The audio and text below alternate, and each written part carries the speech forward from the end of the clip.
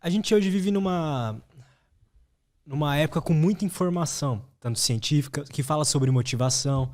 Então tem um monte de gente falando sobre motivação, um monte de gente falando sobre como elas...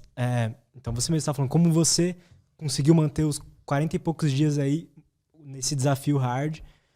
Mas por que será que a gente, pelo menos a minha geração, assim, é tão desmotivada? Mesmo tendo tanta informação científica por aí. Cara, até a gente estava discutindo isso, eu e o Douglas, antes. A gente estava trocando ideia. É difícil, assim. Eu acredito que justamente pelo fato de ter tanta informação... A internet é uma ferramenta incrível. Permite que a gente esteja fazendo isso agora, falando pra galera aí. Permite que depois você divulgue isso em outros canais, etc. E leve uma informação pro pessoal. Mas também permite que outras pessoas façam isso. E às vezes de uma maneira desonesta. E quando a gente vai falar em divulgação de informação, aquela pessoa que apela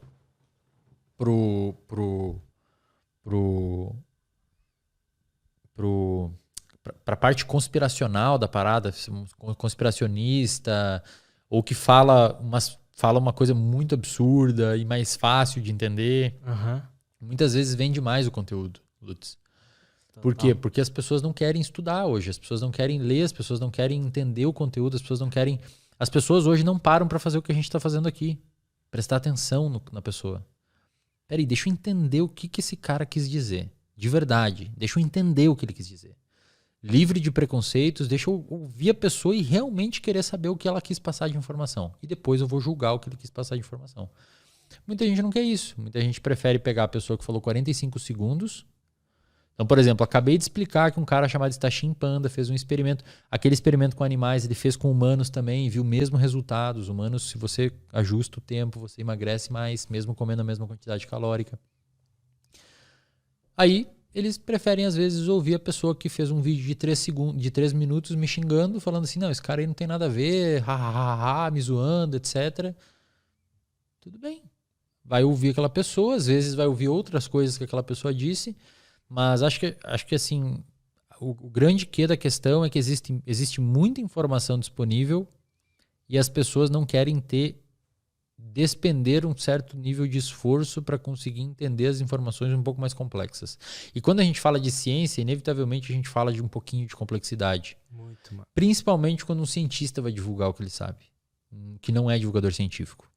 A gente é treinado para divulgar para pares. Então você vai fazer uma divulgação do que eu estudo, cara, ninguém vai entender.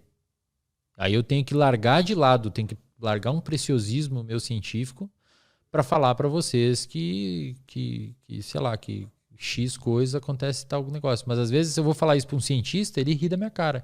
E já teve, viu? Muito colega meu de departamento, muito professor que eu conheço, já zoou. Falando, se disse aquilo, nem é isso, de onde já se viu. Cara, se eu for fazer uma divulgação científica nos moldes que a gente apresenta em congresso para os pares, para os outros pós-graduandos, ninguém vai me ouvir. Então tem que largar um pouco o preciosismo de lado para conseguir alcançar a galera. Então você deve ter um público que não me conhece, a galera do Aderiva lá tinha um público que não me conhecia, e você tem que voluntariamente largar um pouco o preciosismo de lado para alcançar aquilo, mesmo que às vezes você peque um pouco na parte técnica. O Uberman, por exemplo. O Uberman peca muito na parte técnica. Tem coisas que ele exagera pra caralho lá. E se um cientista ouvir aquilo, vai falar doeu aqui, cara, porque não é bem aquilo. Mas ainda assim o cara faz um puta favor. Mesmo pecando, ele tá acertando muito. Entendi. Mesmo pecando um pouquinho na parte técnica, é muito melhor ouvir um cara que fala algo baseado em ciência do que um outro cara que nem sei de onde que tirou o que ele tá falando.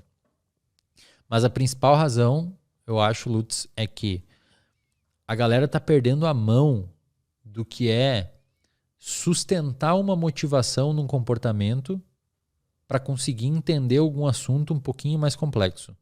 Por isso, todo mundo acha hoje que tem TDAH. Você pega uma população hoje, como é que a gente faz o diagnóstico de TDAH? A gente tem um manual diagnóstico estatístico chamado DSM-5, Muito criticado por muita gente, mas é muito funcional ainda. É o que a gente tem hoje de melhor, que descreve os transtornos, embora tenha algumas críticas que a gente até pode conversar depois. Lá no DSM tem vários critérios de como diagnosticar uma pessoa com TDAH. O critério número 1, ele se divide em A, B, C, D, E, F, G. E nesses critérios, nesse item 1, tem o quê? Perde carteira com frequência, objetos, chave, etc. Você tem que preencher acho que 5 desses itens para preencher o primeiro critério diagnóstico. Tá? Então são 4 ou 5 critérios diagnósticos, o primeiro tem vários subitens. Tem que preencher uns 5 desses. Então você pega esse primeiro critério, pega uma população de 100 pessoas, pega esse primeiro critério e vai avaliar nessa população de 100 pessoas, quem aí perde carteira ou chave com frequência? Cara, 90 pessoas vão levantar a mão. Quem aí a gente chama e a pessoa às vezes não ouve? 90 pessoas. Quem aí estuda um conteúdo e não consegue fixar atenção? 100 pessoas, talvez, né? Só que aí quando você vai ver o diagnóstico de TDAH, tem o critério 2, que é o quê? Esses sintomas têm que ter começado antes dos 12 anos. Aí você já elimina uma galera. Aí tem o critério 3. Esses sintomas de desatenção ou hiperatividade têm que acontecer em mais de um contexto. Então, amigão, se você é desatento na aula de geografia, não é TDAH. É a aula de geografia que você não gosta. Você é desmotivado com a aula de geografia. A pessoa com TDAH tem vários lugares aquilo. Tá? O outro, e esse é o principal, estes sintomas não podem ser melhor explicados por outra condição. Então a pessoa dorme 3 horas por noite e toma café o dia inteiro e é desatento, vamos conseguir fazer o diagnóstico de TDAH se a gente corrigir o seu sono e diminuir esse estimulante que você toma. Entendi. Então o que eu acho que acontece hoje, Lutz? Primeiro, a galera não está ligando muito para a informação que demanda um pouco mais de esforço para você manter a atenção.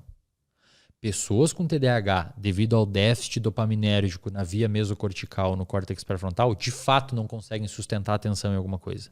Pensa comigo, Lutz. Quando você vai ler um livro, aquele disparo tônico de dopamina, ele tem que estar um pouquinho alto para permitir você motivado lendo o livro e não ir lá na cozinha ver a geladeira, ou não pegar o telefone, ou não ligar para o fulano, ou não ver o Instagram, ou não olhar o YouTube. A pessoa com TDAH, digamos que ela pode ser levemente desmotivada a manter a atenção numa única situação.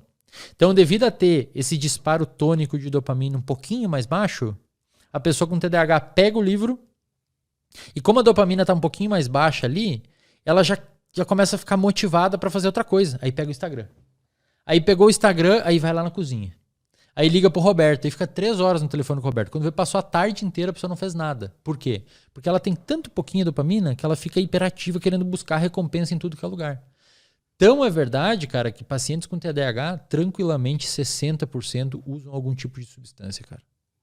Interessante. Seja cafeína em excesso, seja cigarro, TDAH fuma muito. Eles são mais impulsivos, eles buscam mais recompensa. Por quê? Porque tem uma diminuição dopaminérgica, eles precisam muito de alguma coisa. Aí às vezes você dá a Ritalina, que embora o nome seja psicoestimulante, a pessoa se acalma. Por quê? Porque a Ritalina aumenta a dopamina no freio da pessoa, no córtex pré-frontal. Digamos que o freio dela funciona melhor. Então você dá um estimulante para o freio funcionar melhor e a pessoa que tomou Ritalina se sente um pouquinho mais calma. Aí vai o cara que não tem TDAH e se enche de Ritalina e Venvance, fica igual um pincher, tremilicando e nervoso. Por quê? Porque não precisa da Venvance e da Ritalina na pessoa. Ele já tem o tônus dopaminérgico funcionando. Às vezes ele só é desmotivado em estudar para o concurso que ele tem que estudar. Sim. Ou às vezes ele tá com aquele basal meio quebrado. Ou o basal tá né? quebrado, exato. Então o que eu quero dizer, Lutz? Cara, comportamento humano, incluindo as disfunções no comportamento humano, é muito mais do que uma narrativa subjetiva que muita galera da psicologia divulga por aí. É um todo, cara. Um todo. Eu já tive paciente que chegou pra mim, em 5 sessões recebeu alta, porque o cara tomava muito café. Quais que eram os sintomas que ele chegou falando? Ansiedade. Ansiedade, explodindo de ansiedade, dormindo mal, irritado com todo mundo. O que eu fiz? Cara, vamos diminuir o café. 5 sessões, estava tudo bem. Cara, Eu poderia ficar 2 anos com o cara ali, bicho, se eu não tivesse perguntado do café. 2 anos. Mas o que esse cara tem, meu, que a gente não corrige? Aí, eventualmente, ele ia desenvolver um problema. Porque, pô, o cara não já tava brigando com todo mundo. Aí entra num contexto estressante e pode acabar desenvolvendo um problema mesmo.